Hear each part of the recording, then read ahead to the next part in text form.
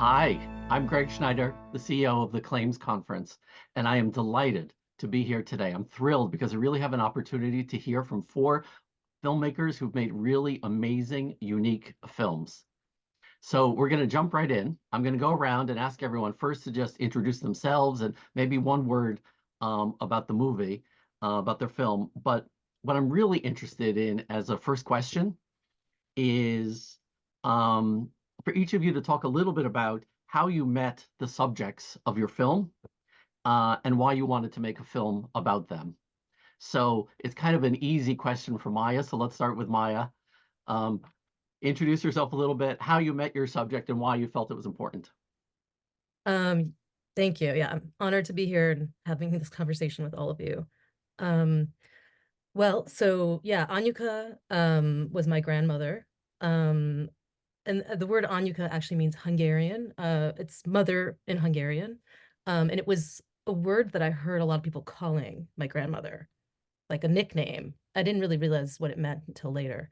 But I grew up with the subject of my film. And um, I grew up in New York City and Queens, Forest Hills, Queens, where I guess a lot of people's grandparents live, is what I hear. Um, and we lived about a 5 minute, 7 minute walk from like where my house was and where her house was. So I was very, very close with her growing up. Um, Probably had dinner with her once a week, and you know, slowly started to understand bits and pieces of her life story. Um, when I was 10, she came out with a novel, and I had some vague notion about what this novel was about. But it wasn't until later that I began to really think more deeply and develop as an artist. Um, and I'm sorry, I can go on tangents because I also am a professor. So I'll try to reel it in here. But this film, actually, the concept first was a graphic novel, which I tried making into a graphic novel. It didn't quite work somehow. It wasn't didn't fully encapsulate what I wanted to say.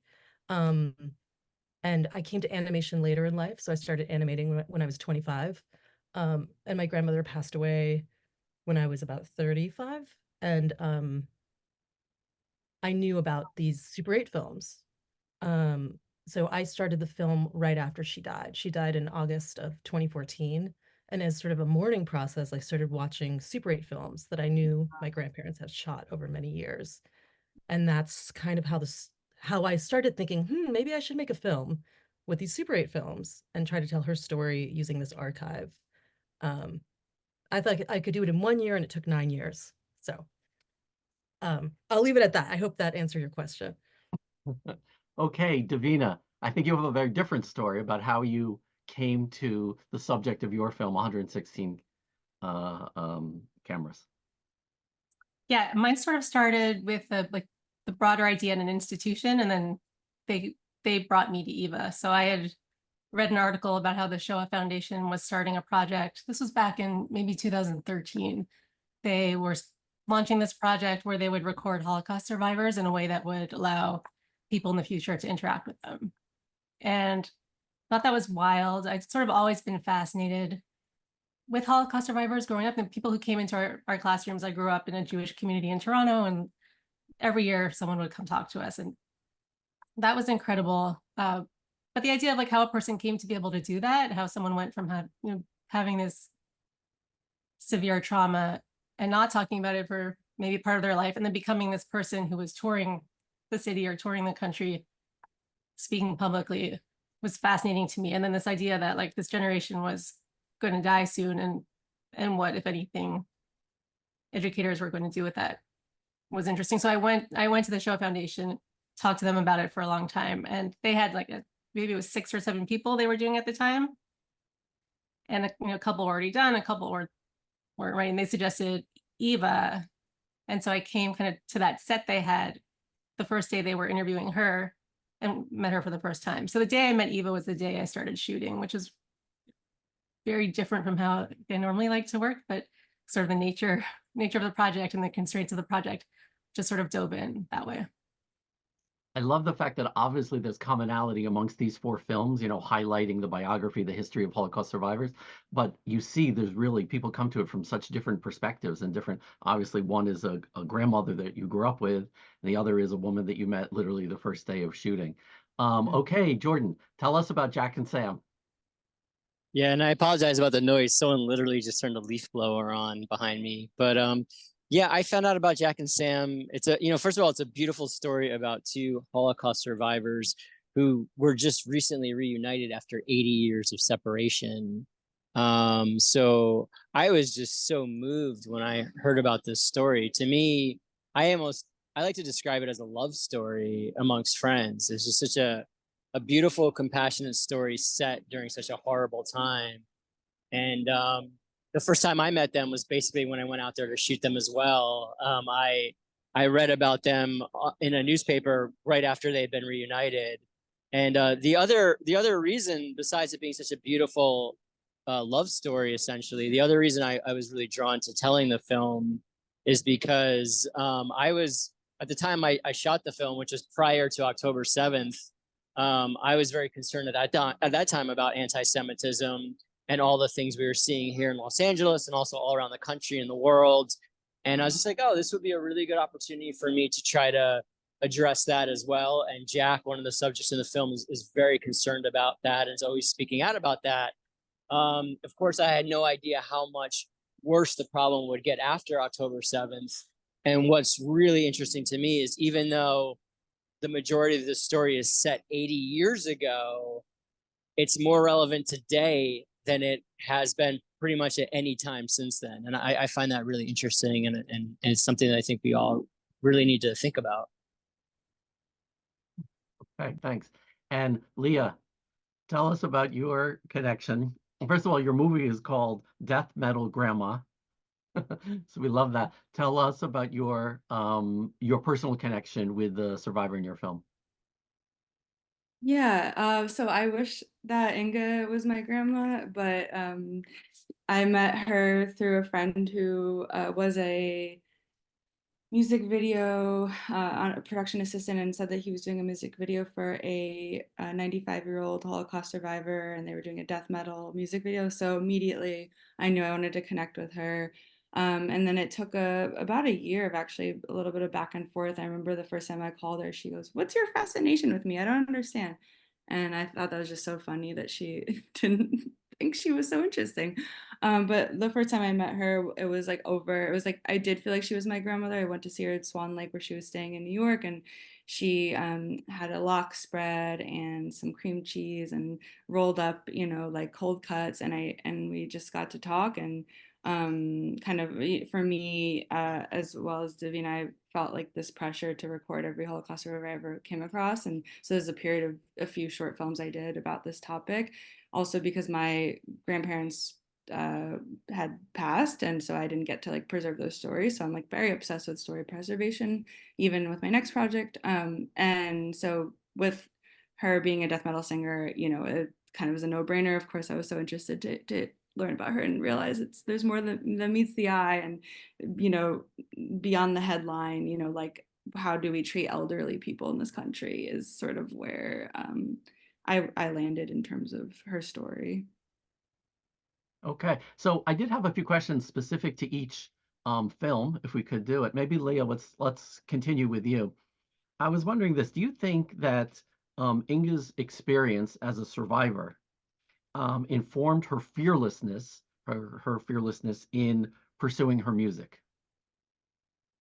Yeah, I think absolutely. I mean, it's such a shame that I didn't have enough resources to make this a feature-length film, because her life story is so much larger than, I think it's a 12-minute short, that we could even fit. She was a spy. She was snuck across, like Nazi territory to smuggle arms and basically aid in killing Nazis. And then she worked in Hollywood. I mean, we do allude to some of this, but she just had such a huge life, 5 husbands, and an incredible kind of many lives that she's lived. So I think doing death metal to her was a way for her to be taken seriously or to be noticed, because it's such a shame that this woman, who again has survived the Holocaust and has been part of like a major part of the music history and industry of our country,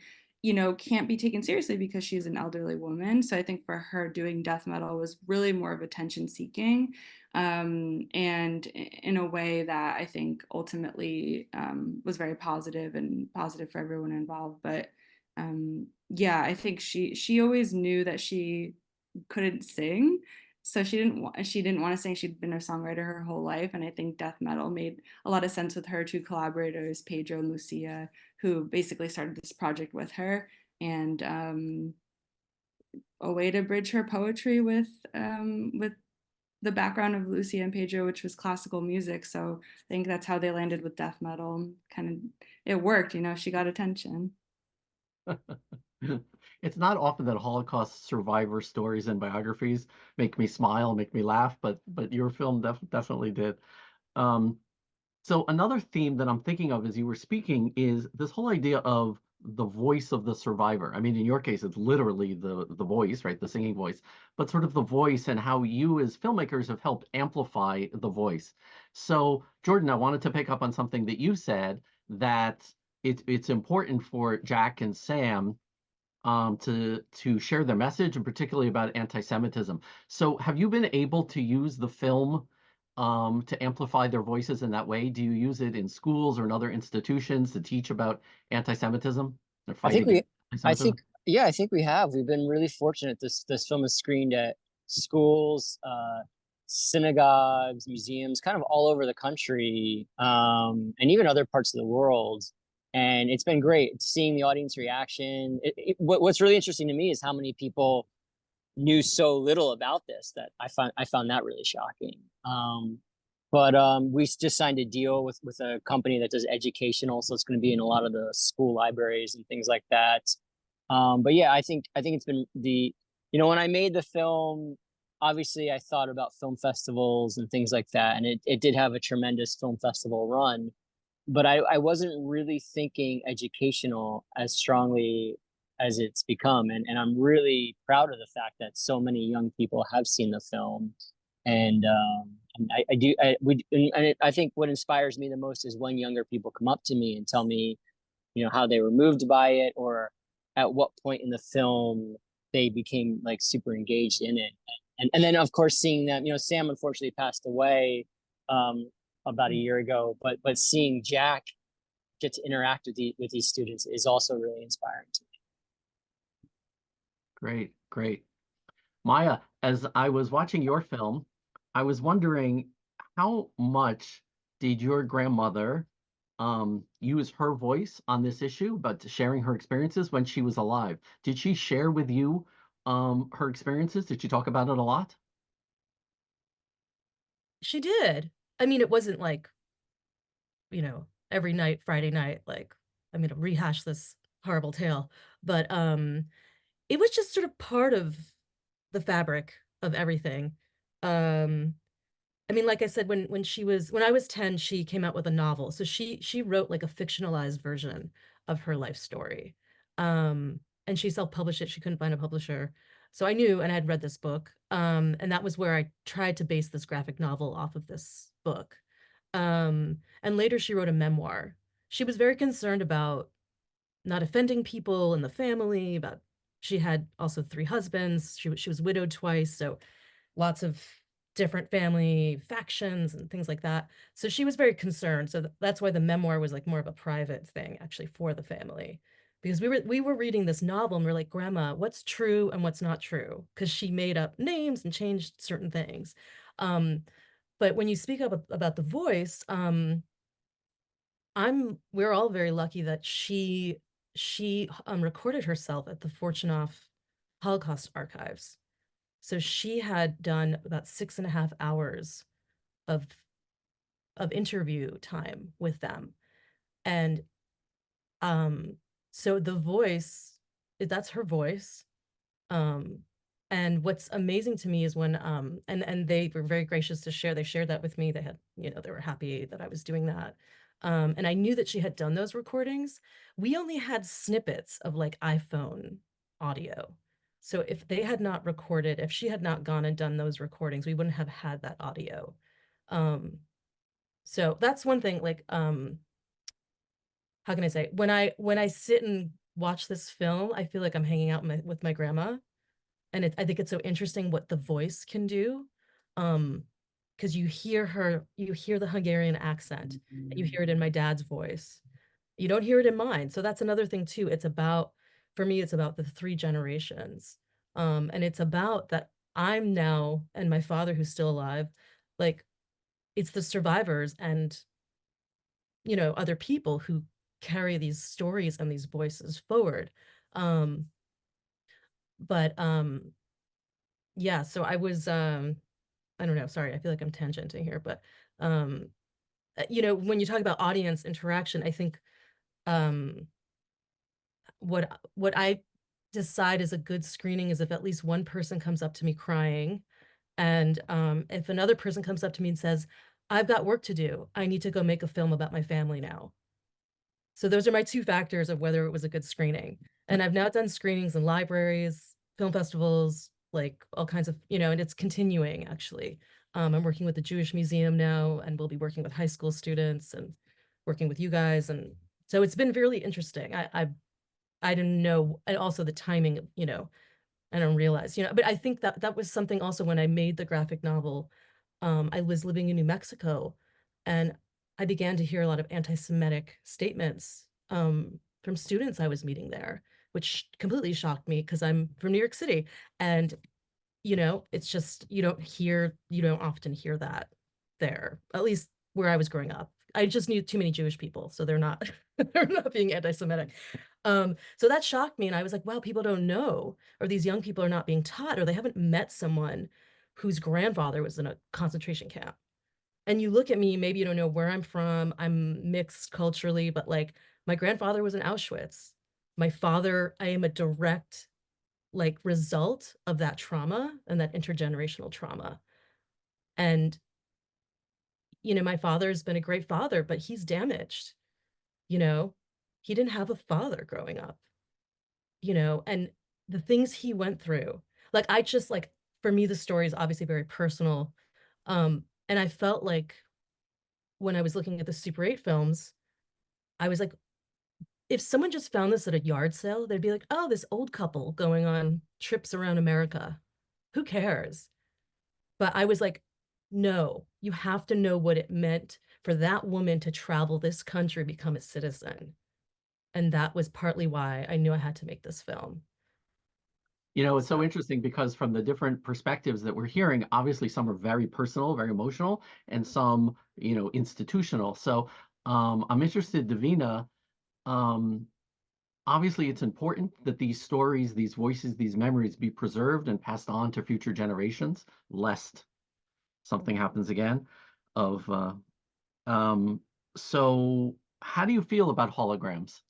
Now that you made this movie, how do you feel about capturing survivor testimony, survivor stories in holograms, or any other new emerging technology that you're familiar with? Well, I went into it really curious about it, like about what I think I've always been interested in, how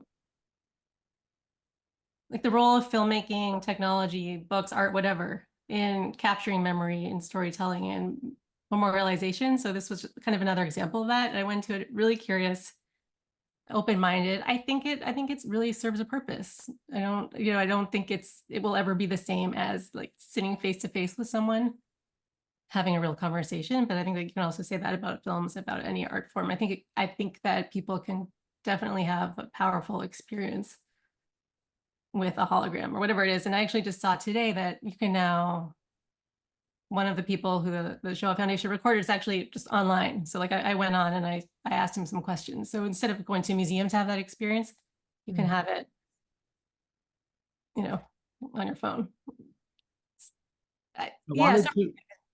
Yeah, sorry, go ahead. Well, I also say, although like I came into it curious about this project the Shoah Foundation was doing, it did always feel very personal. it's not about me personally, it's not about my family, but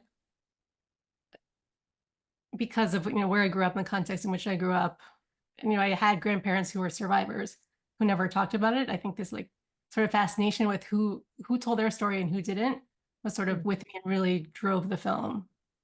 All the while, it was like very focused on this specific project that was being done by institution. So I think it was both, really. Interesting. I wanted to pivot a little bit to talk for a moment if we can. And by the way, afterwards, I'm going to ask if you guys have any questions for each other. That might be interesting. But I wanted to ask about creative choices. So for instance, Jordan, I know in your film, you used a lot of archival material, some of which was very difficult, very graphic.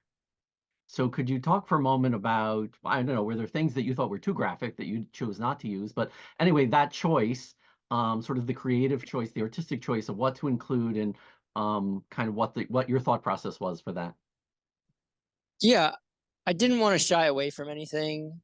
I wanted people to see the truth. We had a school in Florida that wanted to show the film, and they're like, yeah, but we need you to blur out all the archival Holocaust stuff. And I'm like, I'm not going to do that. I'm sorry. Like, that's important for people to understand. Like, you have to viscerally feel what these people felt. So, I didn't want to be vulgar for the sake of it. I didn't want to do anything. Like, all I wanted to do was tell the best story I could that puts you in the mind of the characters and do it in the most succinct time possible, because I was very worried about the attention span of people, especially younger people. So I had this mandate the entire time we were making the film. It has to be under 20 minutes, or it's exactly 20 minutes, but it can't be more than that. And I felt like with the archival footage, sure, there's other choices we could have made. Maybe if we use a series of shots versus one visceral shot, it would have gotten a similar message across, but then it could have extended the running time too. And for me, it's like, no, like, let's just go right for it and show the people what happened. So I didn't want to be vulgar for the sake of it. I feel like everything in there is very tasteful. Unfortunately, when you're living through those situations, you're going to see some things that are really horrific, and you do become desensitized to it. And what's interesting for me is having to scan through hundreds of hours of archival footage to find the shots I wanted. I found myself being desensitized to it, and I thought that was kind of interesting to observe as well. My editor also had a very similar response. But yeah, I just felt like artistically, let's just do everything we can to tell the best possible story. And Davina, how about you? I know that most of your film is about filming the dimensions and testimony, right? It's a film about filming a film, but there are times when you come out of that, right? There's outside footage, outside text on top. How did you sort of think that through and kind of make those choices? It's interesting to hear Jordan talk, because that footage plays such the archival footage of that time period plays such a hugely important role. In this film, I wanted, because it was about sort of the act of storytelling, the act of listening, and what it means to listen to a person talk and tell their story, just face to face or screen to screen. I decided I wanted to sort of live in the present and not have any visuals from the past. So that was, and I definitely got feedback along the way of people really wanted to see a picture of Eva when she was young. They really wanted to see even just that, like that tiny bit, or they wanted more, a different kind of archival footage from that time. But I felt like it needed to really stay present and into the future. So that was sort of a guiding principle throughout. And then Eva had done an interview with the Shoah Foundation many, many years ago with her family. And I used that a little bit to kind of talk about the trauma that her family members had sort of inherited. It was sort of a chance to get her family's perspective without having them sit down for interviews today. But otherwise, I really sort of stayed in the context of that interview she was doing with the Shoah Foundation. And then really wanted to film her at home in London, just sort of to get a taste of what her life is today. That she isn't just like this person who is a Holocaust storyteller, but her life extends beyond that. And as you were speaking, I was sort of thinking, Leah, I think your film is also very much in the present, right? It's about her present. So Did you contemplate doing a lot of historical material? Yeah, definitely. I mean, given her backstory that, as I said before, was not fully shown in the final product, it was really hard not to go into different places and make more of an archival treatment for this project. And I think I also felt the same way as Davina about like I really wanted people to see Inga for, you know, who she was as like an individual with things that are important to be shared and ideas about the world that are important that extend beyond just like this gimmick. And I think like I kind of played into it by naming the film that, and I played into it by, you know, starting the film like I did. But I think ultimately it's how I wanted people to see her too, is to kind of understand, you know, that this is a three-dimensional human being, complicated, not perfect, and that, you know, maybe like also we talk about like Holocaust survivors being kind of like untouchable heroes that are like, you know, stoic, and they're complicated people. They were not great parents all the time. Like my grandparent, like I love them to death, but I think we have to complicate people, and that's what I like to do with my films. Like I don't like to tell didactic stories. I don't like telling one-dimensional stories. I like to complicate things. I think complication and nuance is how we have dialogue. And so for me to show her in the present and how she can be bossy on a music video set and a diva, like it's also like why I love her, and just embracing that, and yeah, kind of like moving beyond, like she doesn't recount her history in great detail, and I'm always thinking about like what is even remembrance mean right now, what does memory mean for the third generation, what does it mean with people who are still alive and doing things that may have nothing to do with sitting down with the Shoah Foundation, like, and I think I'm just so interested in seeing what's next. Okay, and Maya, you also made some really interesting choices. I think not only is it animation, but it's called collage animation. Is that right? But anyway, talk a little bit about how sort of visually you made some of your choices. Yeah, sure. Well, primarily I'm an animator and a visual artist. This is my first documentary. And I joke with people that I'm really like a poet who tried to write a novel. So this was like my first time making a film that I was trying to have everybody understand exactly the story. Because my other films are very weird and abstract and really out there. So I do a lot of experimental animation processes. So direct on film, stop motion, drawn animation. Um, so I brought all this arsenal of like ways I work. But yeah, essentially I call myself a collagist. And I do think that documentary is collage. And the way that I approached it was collage. So a lot of cut paper, mixing and matching, like archive photos.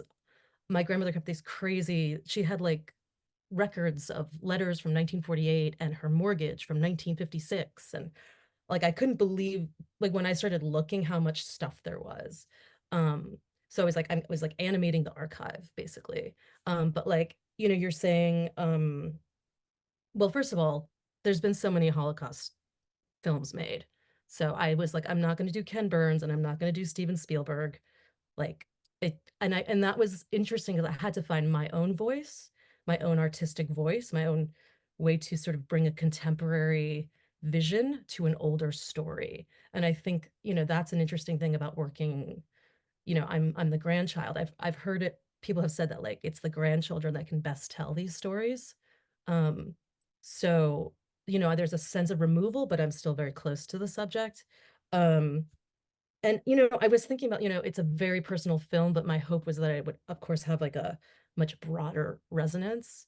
And I think that it is having that effect, which is interesting. I also, when I was first starting to make this film, I got someone said to me, who's going to give a about your grandmother?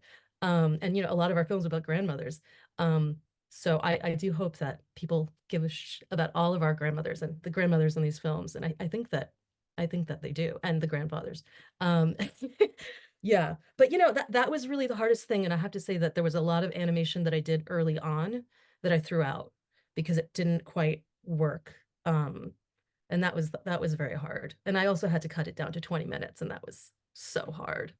Um, so, you know, of course, the film was longer, could have been longer. But you know, it was also like I had to use my imagination for a lot of things. And I think like documentary people often, they don't do their own animation.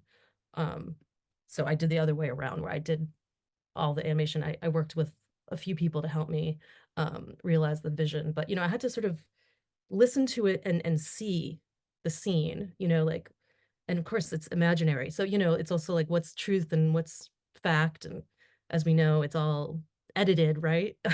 Ultimately. So it's an edited version of a true story. Yeah. But I can't even begin to imagine the challenge of being down to 20 minutes. I feel it just in this conversation. It's hard to, we have to limit it. So yeah. we do have to wrap up a little bit. Anybody have questions for each other? Burning questions. If not, maybe we'll just do one final round, which is, what is it that you hope audiences take from your film? Okay, Jack.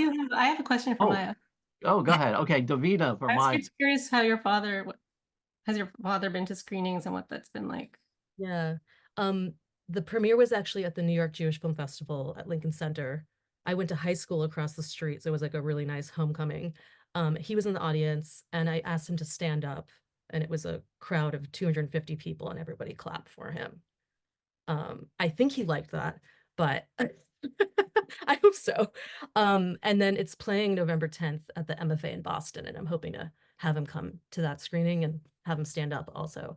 I think it's a little weird. Like, I think he was like, whoa, this is my story. Now all these people know my story. But maybe every documentary subject feels that way on some level. You're like, whoa, what? You know, like, but I think ultimately he's happy. And I think he knows that my grandmother would love this. She would love that this conversation is happening, that her story and her life story is being shared with like hundreds of people. So I feel like, I don't know, my dad used to say that my grandmother said I was her soulmate, and I think that was true. So yeah, I don't know. Yeah, I think my dad's happy. He's proud. You know, he's a psychologist. He doesn't watch films that much. He's like into psychology. So, you know, he's proud of his daughter, ultimately. Okay, wrapping up our last comments from everybody. Jordan, what do you hope audiences take away from your film? Just, I hope that they're inspired by the power of friendship and how it can get you through some of the hardest things in life. And I hope that the film also serves as a wake-up call about the horrors of where we've been, and based on the signs that we're seeing, where we could go if we don't do something to curb what's happening. Okay, Maya, final Um, thoughts? I hope that the film makes you cry and makes you happy and makes you remember the meals you had with your grandparents and makes you want to tell your own family story and record.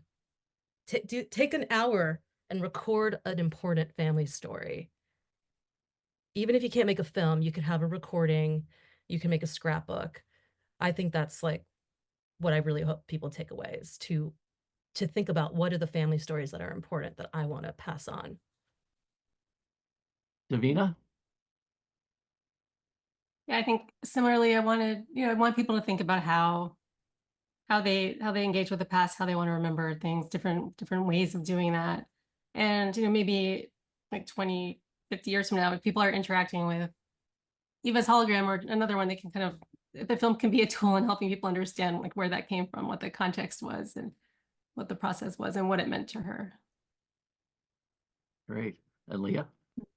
Yeah, I think I wanted to foster more intergenerational communication and respect, and like understanding of how we treat our elders in Western cultures. And yeah, I think in terms of just like Holocaust memory, I want us to make sure our memories are safeguarded, and maybe thinking about how they're used and in which ways they're used and what never again really does mean today. Great. Thank you so much. Listen, I can say from the Claims Conference perspective, we are really, really proud to be partnering with Film Independent on this Always Remember series, and especially with the four of you for making really, really important, unique, interesting short films. So thank you very much for your films and for participating today. Thank you so much. Thank you. Thank you. Thank you.